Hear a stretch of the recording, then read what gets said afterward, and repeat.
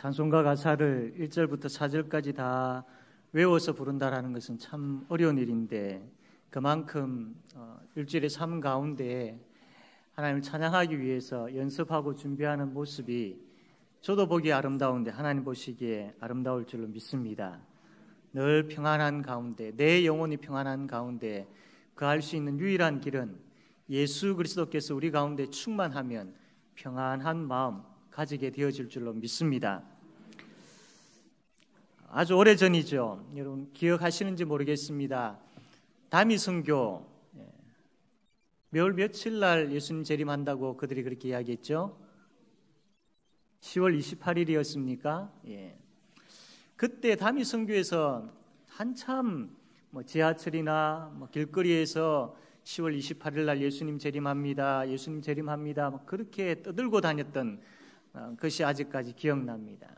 그리고 많은 사람들이 그 교리에 빠져가지고 자기들의 재산들을 다 처분하고 교주에게 다 주고 산에 올라가서 또 기도하고 있는 그런 내용들 방송에서도 한번 본 것 같습니다. 혹시 그때의 그 다미선교에서 그 사람들이 막 떠들면서 이야기하고 다닐 때에 마음이 약간이라도 혹시 동한 분들이 있습니까? 정말 예수님 10월 28일 날 재림하시는가? 진짜 예수님 그때 재림하시면 어떻게 되지? 혹시 그렇게 조금이라도 마음이 가신 분들이 혹시 있는지 모르겠습니다.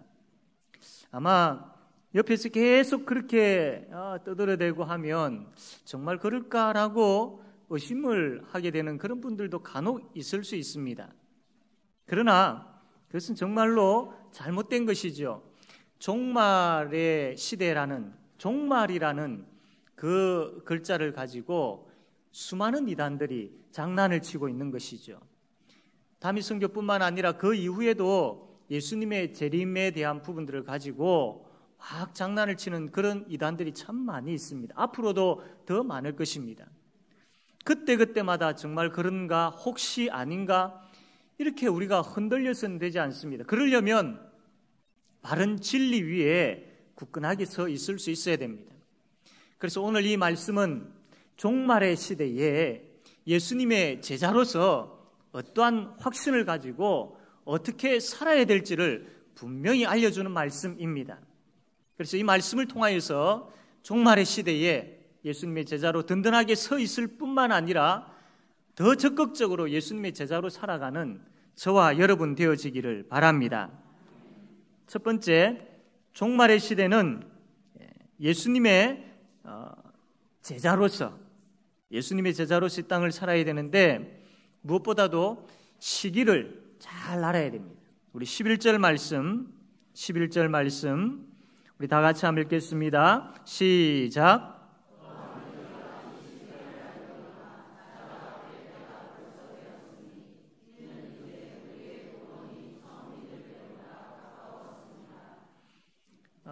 자녀들은 어른들에게 많은 이야기를 듣는 것 중에 하나가 뭐냐면 지금 공부할 때다. 지금 이때를 놓치면 더 이상 공부하기가 힘들고 또 나중에 후회하게 될 것이다. 이런 이야기를 많이 듣습니다. 그런데 부모의 입장에서 그렇게 이야기하지만 자녀들이 그것을 알아들을 수 있겠습니까? 알아듣겠습니까? 부모가 그렇게 이야기하는 것을 자녀가 그것을 바로 알아듣고 그래, 지금은 공부해야 할 때다. 나중에는 공부할 시기가 안 될 것 같아. 지금 머리 잘 돌아갈 때 열심히 하자. 지금 이렇게 좋은 환경 속에서 내가 공부할 수 있을 때 공부하자. 그렇게 생각을 하고 열심히 공부하는 자녀가 있다면 철이 들 대로 다 든 자녀이겠죠. 아마 그런 자는 별로 없을 겁니다. 나중에 어른이 되어서 그때 어른들이 그런 이야기 하는 게 맞았구나라고 하는 경우들이 많지 그 이야기를 듣는 순간에 바로 열심히 공부하는 자녀들은 별로 없습니다. 경험상 그렇습니다. 정말로 공부해야 할 때가 있습니다. 그걸 잘 이해하지는 못하더라도 때가 있습니다. 그 때를 놓치면 분명히 후회하게 되어 있습니다. 오늘 여기 말씀을 보면 시기라는 말씀이 있죠. 11절 우리가 읽었지만 이 말씀 보게 되어지면 또한 너희가 이 시기를 알거니와 라고 해서 이 시기를 이야기를 하고 있는데, 이 시기라는 것은 하나님의 때를 이야기합니다. 하나님의 때. 하나님의 때가 있는 것이죠. 하나님께서 예수님을 보내신 때가 있고, 하나님께서 우리를 부르신 때가 있고, 하나님께서 때로는 우리에게 어려움을 겪게 하시는 때가 있고, 또 거기서 건지시는 때가 있고, 하나님의 때가 있는 것이죠. 바로 여기서 이야기하고 있는 이 시기가 하나님의 때를 이야기하는 겁니다. 예수님께서 이 땅에 오시기 전에를 구약시대라고 합니다. 예수님께서 이 땅에 오시고 난 이후에 앞으로 재림하실 그 사이를 신약시대라고 합니다. 이 신약시대를 다르게 표현을 하면 종말의 시대라고 합니다. 물론 마지막 때 예수님께서 재림하시는 그 때, 그 누구도 알 수는 없지만 그 때를 마지막 종말의 시대라고 하기는 하지만, 그러나 넓은 의미에서 예수님께서 이 땅에 오셨고 또 예수님께서 장차 재림하실 그 사이를 종말의 시대, 지금 우리가 살아가고 있는 시대가 바로 이 종말의 시대인 것이죠. 그래서 이 종말의 시대를 살아가고 있는 우리는 예수님께서 재림하실 그 때를 향하여서 점점 나아가고 있는 이 시대를 살아가고 있는 겁니다. 그렇다면 이 종말의 시대를 살아가고 있는 우리는 이 시기를, 이 때를 잘 분별할 수 있어야 됩니다. 이 종말의 시대에 우리가 예수님께서 이 땅에 오시고 또 앞으로 예수님께서 재림하실 그 사이를 살아가고 있는 이 때를 잘 분별하셔야 된다라는 겁니다. 그렇기 때문에 우리는 정신을 차려야 되고, 이 때를 잘 분별하여서 지금 우리가 해야 할 것은 신앙의 경주를 열심히 달려야 하는 것입니다. 그런데 로마 교회는 이 때를 잘 분별하지 못했습니다. 이 종말의 시대를 잘 분별하지를 못했던 것이죠. 그래서 이 로마 교회 성도들은 영적으로 잠자고 있었던 그러한 모습들이 있었습니다. 영적으로 잠잔다라는 것을 좀 우리가 구체적으로 알려면 요한계시록에 보면 이 사대 교회와 라오디게아 교회가 예수님으로부터 책망을 받고 있는데, 이것을 보면서 우리가 잘 알 수 있습니다. 먼저 사대 교회를 향하여서 예수님께서 책망하신 것이 뭐냐면, 내가 살았다 하는 이름은 가졌으나 죽은 자로다. 그리고 라오디게아 교회를 향하여서 예수님께서 책망하신 것은, 내가 내 행위를 아노니 내가 차지도 아니하고 뜨겁지도 아니하도다. 내가 차든지 뜨겁든지 하기를 원하노라. 내가 이같이 미지근하여 뜨겁지도 아니하고 차지도 아니하니 내 입에서 너를 토하여 버리리라. 이게 영적으로 잠자고 있는 교회의 모습입니다. 로마 교회가 바로 이래했던 것이죠. 이러한 영적으로 잠자고 있는 로마 교회를 향하여서 바울이 이 로마서 말씀을 통하여서 깨어야 한다, 깨어 있어라, 지금 잠자고 있을 때가 아니다, 깨어라 라고 그렇게 말씀을 하고 있는 것이죠. 지금 이 시기, 즉 종말의 시대를 여러분 그냥 가만히 있으면 되는 시기가 아닙니다. 그렇다고 재산을 팔고 기도원에 보따리 사고 올라가가지고 예수님의 재림을 기다리며 호들갑 떠는, 그것도 하나님께서 원치 아니하시는 것이죠.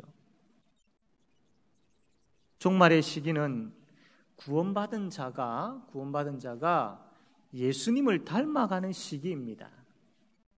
예수님의 제자로서 우리가 그 주어진 사명을 가지고 열심히 살아가는 시기이다라는 것이죠. 우리가 구원받기 위해서 그렇게 사는 것이 아니고 구원받았기 때문입니다. 구원받기 위해서 신앙의 경주를 열심히 달려가면 그 한계가 있습니다. 그건 쉽게 넘어집니다. 포기해버립니다. 좌절하게 됩니다. 결국 그 구원받기 위한 그 노력으로는 결코 구원을 얻을 수가 없습니다. 그러나 너무나도 감사하게도 우리는 이미 구원을 받았습니다. 구원을 받았기 때문에 신앙의 경주를 하는 겁니다. 구원을 받았기 때문에 예수님을 닮아가는 겁니다. 구원을 받았기 때문에 이 땅에서 예수님의 제자로 살아가는 것이죠. 이게 너무나도 감사한 것입니다. 그리고 또 중요한 것은 구원받기 위하여서 우리가 신앙의 경주를 달려간다면 그 힘없는 신앙의 경주입니다. 구원받았기 때문에 우리가 신앙의 경주를 달려가는 것은 힘있는 경주가 되어야 되는 겁니다. 힘있게 달려가야 됩니다. 구원받았기 때문에. 우리가 착각하는 것은 구원받았기 때문에 내가 흥청망청 살아도 된다. 이미 나에게는 구원이 주어지지 않았느냐. 이미 나는 구원받은 사람이기 때문에 그냥 대충 살다가 천국 가면 되지. 늘 이야기하지만 그건 착각 중에 제일 큰 착각입니다. 구원받은 사람은 그렇게 살지 않습니다. 구원받은 사람은 그럭저럭 살지 않습니다. 구원받은 사람은 영적 잠자리에 있지 않습니다. 구원받은 사람은 영적 게으름의 자리에 있지 않습니다.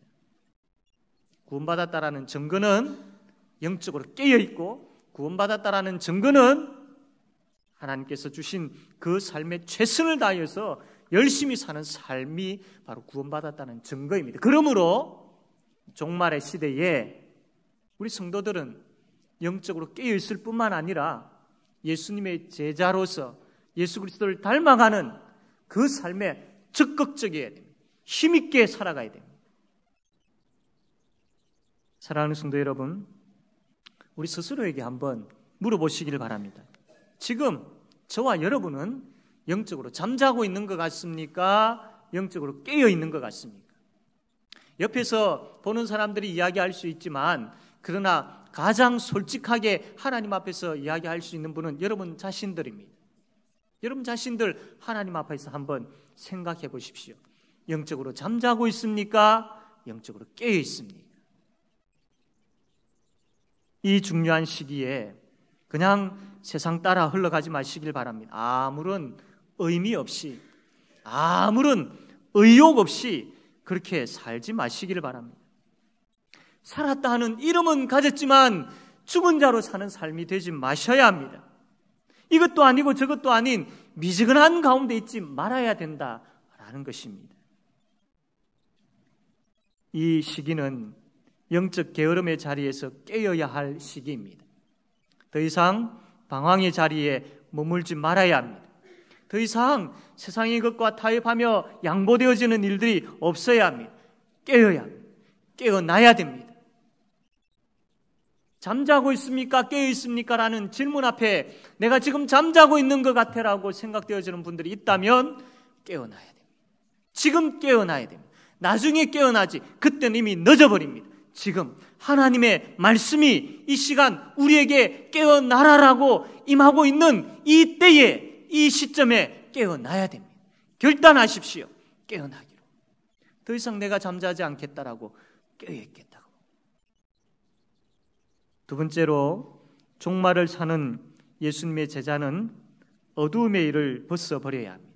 12절과 13절 말씀입니다. 다 같이 한번 읽겠습니다. 시작.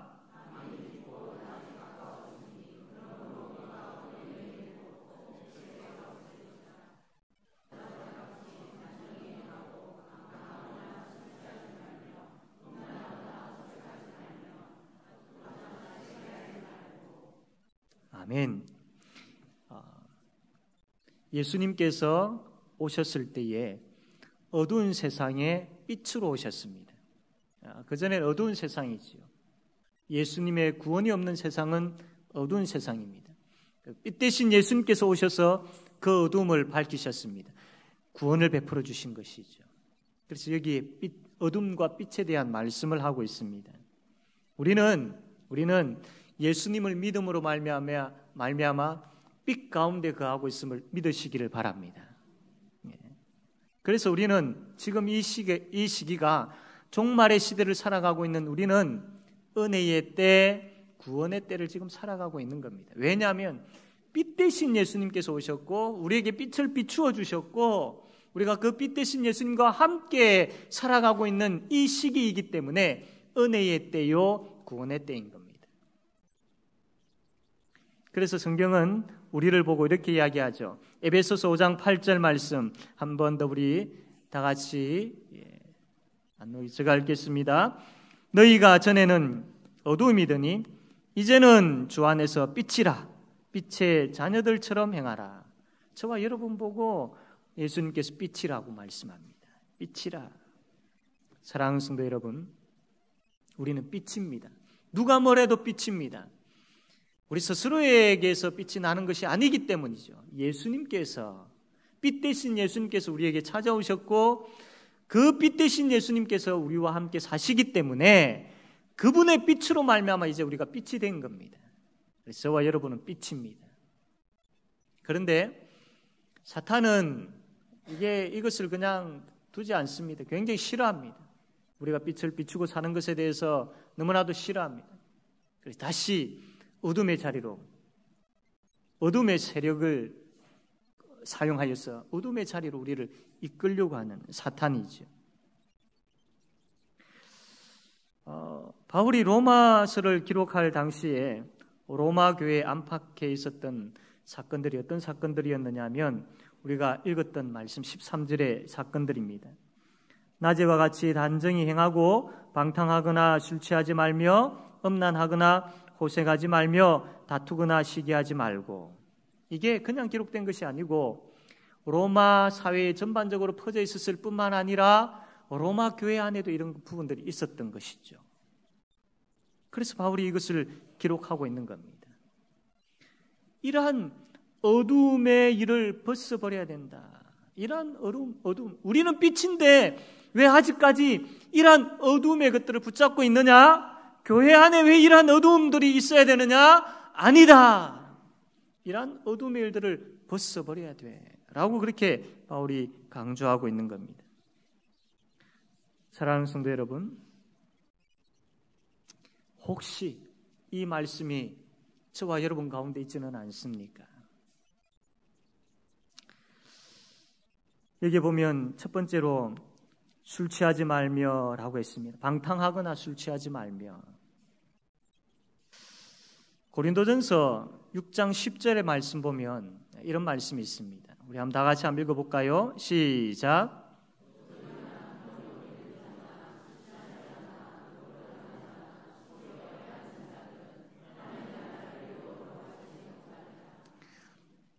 여러분 아멘이십니까? 술 취하는 자, 술 취하는 자 무엇을 유업으로 받지 못한다고 했습니까? 무섭지 않습니까? 술 취하는 것이 단순한 것이 아닌 것이죠. 왜냐하면 술 취하는 것하고 방탕하고 연결되어 있기 때문입니다. 술 취함 다음에는 언제든지 방탕과 연결되어 있습니다. 곱게 술을 먹고 잔다든지 곱게 주정이라고 합니까? 부린다든지 그렇게 이야기할 수도 있겠죠. 그러나 술 취함으로 인해서 틀림없이 방탕과 연결되어져 있습니다. 완악하고 폐역한 것과 연결되어 있습니다. 술 취함은 자신을 하나님께 온전히 맡기고 하나님께 취해 있는 것이 아니고 술에 맡기고 술에 취해 있기 때문에 하나님의 백성으로서의 자신의 모습을 잃어버리게 됩니다.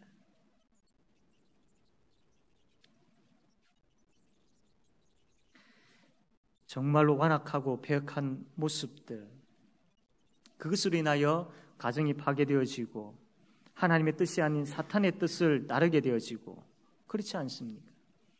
세상도 술 취한 사람을 향하여서 사람 취급하지 않는 것이 세상의 모습입니다. 술 취함이 그렇습니다.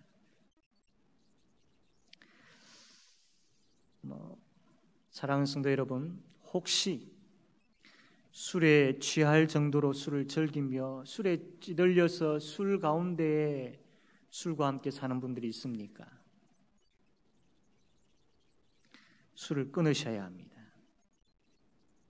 술 취함은 방탕으로 연결되어지고 그 방탕은 하나님께서 싫어하시는 것들로 계속해서 죄를 만들어내기 때문이죠. 두 번째로 13절 말씀 보게 되어지면 음란하거나 호색하지 말며라고 말씀을 합니다. 여러분, 많이들 이야기 들었을 겁니다. 이 세상에 남편이나 아내 말고 애인이 없다면 그 사람은 바보다라는 그런 이야기들이 돌고 있습니다. 드라마를 보게 되어지면 대부분 거의 내용들이 불륜에 대한 내용들로 가득 차 있죠. 왜 작가들이 그런 내용들을 많이 만들겠습니까? 그래야 사람들이 많이 보니까. 그것을 봄으로 인하여서 불륜이 이렇게 만들어지는 경우들도 있지만 이미 이 사회가 불륜에 물들어 있는 그런 사회가 되어버렸기 때문에 그런 내용들이 아니면 사람들이 재미없어 하고 보지 않기 때문이죠. 악하고 폐역한 시대입니다. 불륜의 시대이죠. 간통죄가 폐지되고 동성연애가 인정되어지는 이 시대를 살아가고 있습니다. 여러분, 이것이 전혀 우리와는 상관없이 여겨집니까? 우리 주위에는 우리가 이 종말의 시대를 살아가면서 깨어있지 아니하면, 정신 차리지 아니하면 음란한 것이 우리에게 어떻게 찾아올지도 모릅니다. 그것으로 인하여서 우리의 가정을 어떻게 파괴할지도 모릅니다. 이것은 나이와는 상관없습니다. 물론 젊은 아이들 손에 들려져 있는 그 핸드폰이 이제는 음란물이라든지 이런 분들을 제재하기는 이미 시대가 지나가 버린 그런 상황이 되어버렸습니다. 마음 놓고 마음대로 마음만 먹으면 빠지게 되어지는 그런 시대이죠. 이게 아이들뿐만 아니라 어른들도 마찬가지입니다. 깨어있지 아니하면, 이 시대에 정신 차리지 아니하면 이 음란한 것에 우리가 쉽게 빠져버립니다. 사탄은 이것이 너무나도 사람에게 달콤한 것임을 알기 때문에 성도로 하여금 쉽게 넘어뜨릴 수 있는 것 중에 하나가 이것이기에 사탄은 이것을 가지고 우리에게 찾아옵니다. 저 사람은 예수 믿는 사람이야. 그러므로 비켜가지 않는다라는 겁니다. 오히려 더 적극적으로 찾아오는 것이죠. 생활 가운데, 삶 속에서 어떠한 음란한 것들이 여러분에게 접해져 가고 있습니까? 어떠한 음란한 것들이 찾아오고 있습니까? 깨어 있어야 됩니다. 사랑하는 성도 여러분, 혹 우리가 이 음란한 것에 넘어진 부분들이 있다면, 이 음란한 것을 허용한 부분들이 있다면, 점점 나도 모르게 이 음란한 것에 물들어가고 있고 중독되어져 가고 있는 부분들이 있다면 하나님 앞에 회개해야 합니다. 이 말씀이 선포되어지는, 이 말씀을 듣고 있는 지금 이 시점에 내가 하나님 앞에 음란한 부분들이 조금이라도 있다면 애통하며 회개하는 심령으로 지금 회개해야 합니다. 그렇지 아니하면 이것이 점점 더 굳어져 감으로 인하여 이게 죄가 죄로 여겨지지 않게 되어지는 것이죠. 회개해야 됩니다. 세 번째로 보면 다투거나 시기하지 말고라고 말씀을 합니다.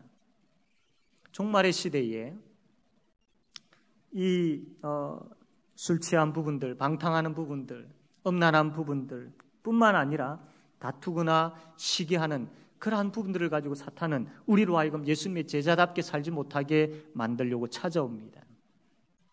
요즘 한참 뉴스에 뜨고 있는 부분들이 롯데그룹의 형제의 난이지요.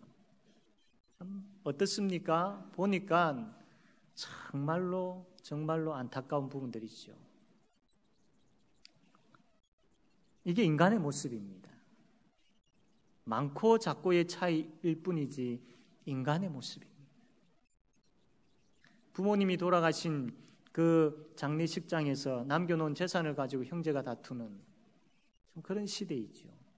이게 인간의 모습입니다.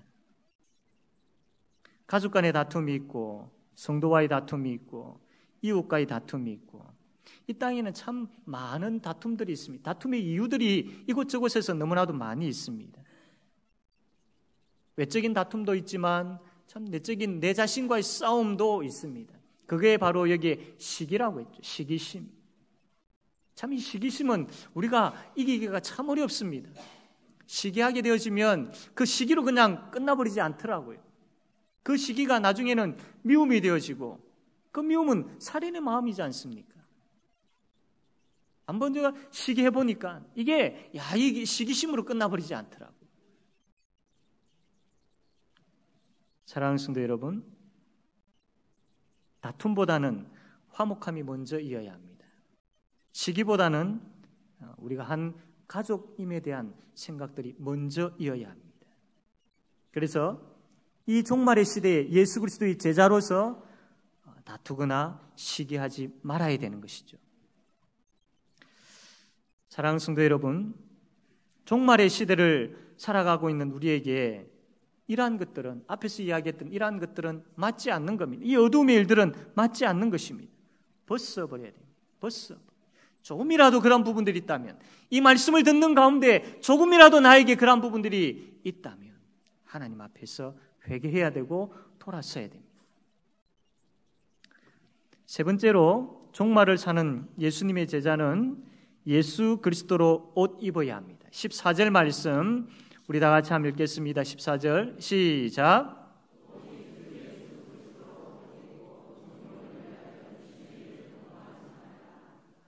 아멘. 우리가 예수님으로 옷 입기 전에는 앞에서 보한 것처럼 어둠의 옷을 입고 있었습니다. 죽음의 옷을 입고 있었죠. 그러나 예수님의 옷을 입음으로 인하여서 우리는 생명의 옷을 입게 되었습니다. 생명의 옷.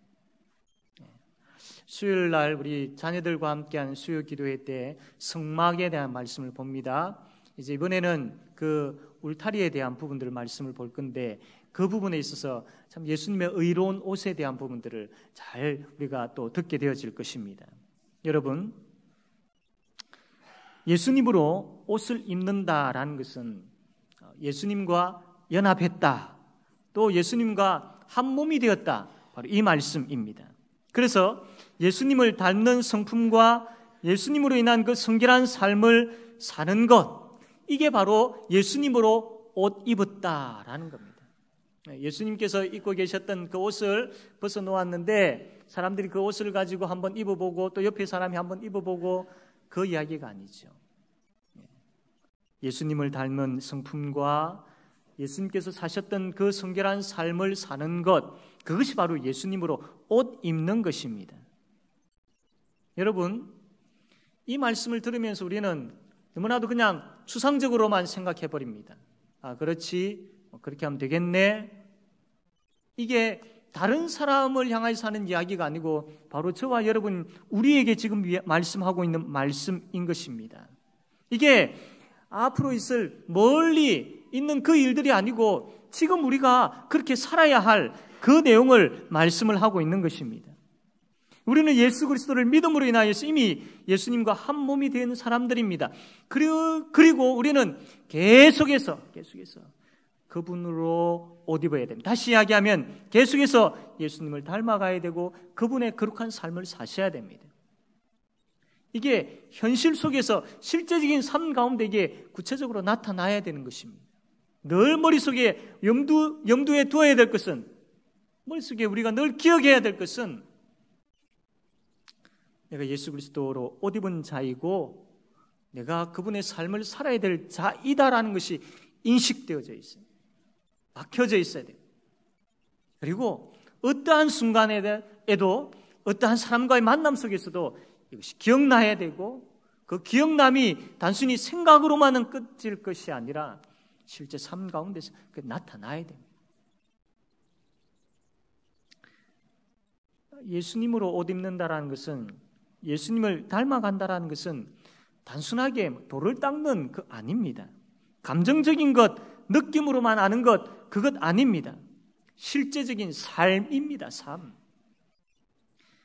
그래서 저 사람 정말 예수 믿는 사람이구나, 저 사람 예수님의 제자이구나, 이게 보여야 됩니다. 저 사람을 보니까 예수님이 어떤 분인 줄 내가 알겠다라는 이게 들려져야 되고 보여져야 됩니다. 실제 삶 가운데, 실제적인 사건 가운데 이게 있어야 되는 것이죠. 이게 그냥 미지근하게 때가 되면 그래 되겠지라고 넘길 부분들도 아니고 적극적이어야 됩니다. 오히려 예수님으로 옷 입는데 적극적이어야 됩니다. 예수님으로 옷 입는 부분들을 12절 말씀 보면 다르게 표현을 하고 있는데 빛의 갑옷을 입어야 된다라고. 빛의 갑옷. 예수님의 옷을 갑옷이라고. 빛의 갑옷. 갑옷은 전쟁 때 입는 거지 않습니까? 지금은 영적 전쟁의 시대입니다. 그러므로 우리는 예수님으로 우리가 옷을 입어야 되는데 빛의 갑옷을 입어야 됩니다. 갑옷을 입는 사람이 대충 입겠습니까? 그렇지 않습니다. 아주 비장한 마음을 가지고 입지 않겠습니까? 그러므로 대충 신앙생활을 하면 되지. 예수님 닮아가는 것 때가 되면 되겠지. 대충 하면 되겠지. 아닙니다. 비장한 마음을 가지고 적극적인 마음을 가지고 철저하게 그렇게 해야 되는 것입니다. 대충이라는 것을 우리의 신앙에서 빼버려야 됩니다. 철저하게 예수님이어야 합니다. 간절하게 예수님 찾아야 됩니다. 진실되게 그분의 말씀 앞에 서야 됩니다. 그리고 절거히 순종할 수 있어야 됩니다. 이러한 적극성이 필요합니다. 적극성. 우리의 신앙은 하면 하고 말면 안 하면 안 하고, 또 우리의 신앙은 그냥 대충 미지근하게 흘러가는 신앙 아닙니다. 적극적이어야 됩니다. 철저해야 됩니다.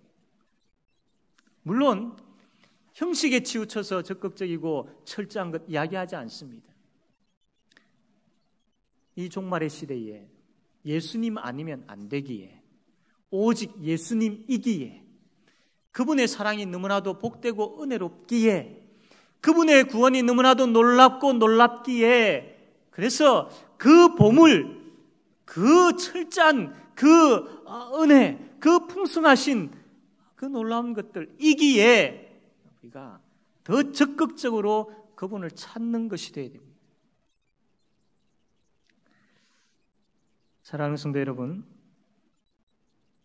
우리가 어둠의 일을 벗을 때도 철저하게 적극적이어야 하는 것처럼 예수님의 옷을 입는 것도 깨어 있어야 되고 간절해야 되고 진실해야 됩니다. 예수님으로 옷 입음으로 인하여서 이 시대에 예수님의 제자로 살아가는 그런 저와 여러분 되어지기를 바랍니다. 이제 말씀을 맺겠습니다. 종말의 시기입니다. 정신을 차려야 합니다. 깨어야 합니다. 그리고 우리의 열심이 회복되어야 됩니다. 어둠의 일을 벗어버리고 예수 그리스도로 옷 입음으로 인하여서 이 종말의 시대에 예수님의 제자로서 깨어있는 가운데 예수님의 제자로 살아가는 그런 저와 여러분 되어지기를 바랍니다.